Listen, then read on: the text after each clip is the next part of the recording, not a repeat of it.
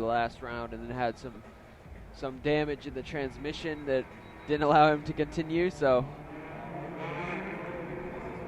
here we go with Fredric Aasbo up against Pat Gooden. Pat Gooden, the privateer from Florida. Fredric Aasbo, the Need for Speed Scion TC.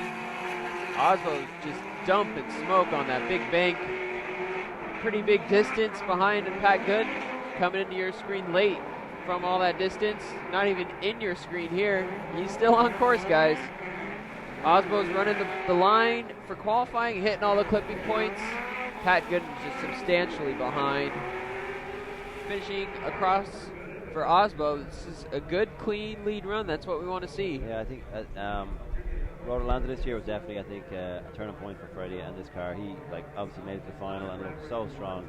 And again, New Jersey looked awesome. Had some issues that cost him a victory in his tandem battles. But this weekend he's been looking incredible the whole time. Up on the wall, tons of tire smoke, a lot of speed, and he put down a really good run here. And managed to keep plenty of distance between him and Pat Gooden. Like you see, that's 10 car lengths right back there. This is all Freddie. I mean, good, clean line, tons of smoke, and as I said, he is looking so solid in this car. Not only this weekend, but since Atlanta when he got to that final, it was like a turning point. Freddie looks so good, and the car is proven to be amazing. And he's had the podium here last year. Yeah, I know. That the weekend that they had that tragedy in Norway with the shooting was on the exact same weekend as we had Formula D Seattle. But he's definitely stepped it up over the last year. This car is pushing out a ton of horsepower. One of the few four-cylinder turbos left. I know the entire Scion team is actually four-cylinder turbo, holding it down for the little engines. Yeah, it's great to see. Actually, we're waiting to see King Gucci, but he was also really strong this weekend. Here we go. Pat Gooden's going to be leading. Looks like they're going a lot slower than the last run. Aasbo should stay close to him for most of the run. See Pat Gooden much lower on the bank. That's going to be looked down upon from the judges.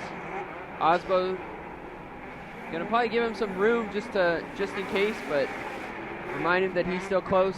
Only about a car length distance between these two guys. Coming across the finish line. Aasbo didn't run that car all the way out to the wall. I wonder if they might consider that a small deduction on the line. But overall, a pretty clean follow run from Aasbo. Definitely much closer than Gooden when he was following. Yeah, and a real good job by Freddie, because this is the problem with this bank is so long. If you get caught behind a slower car, you can really be in trouble. So look at Freddie's front right wheel right there, left foot planted on the brake, trying to slow the car down, hold it back. Again, more left foot braking. That starts to get into the groove. He's up higher than Pat Gooden, matches his angle but higher on the bank. Huge bonus there. Follows him in, and then I'm sure once he drops the gear right here, he's in his comfort zone. Once you get it back, probably into second, just can literally steer through the rest of the course, no problem. And yeah, it doesn't run out quite as wide here, but I really don't think it's going to affect too much. His dominance pretty much, his lead run, he was just out of the frame completely. And as a chase run, I mean, that, like I said, behind a slower car in this bank, it's so difficult to hold the car back.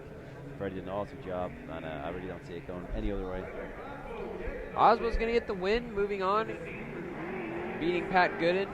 Gooden supported by Njuku Racing, one of our Driftstream sponsors. Aasbo supported by ACT Clutch and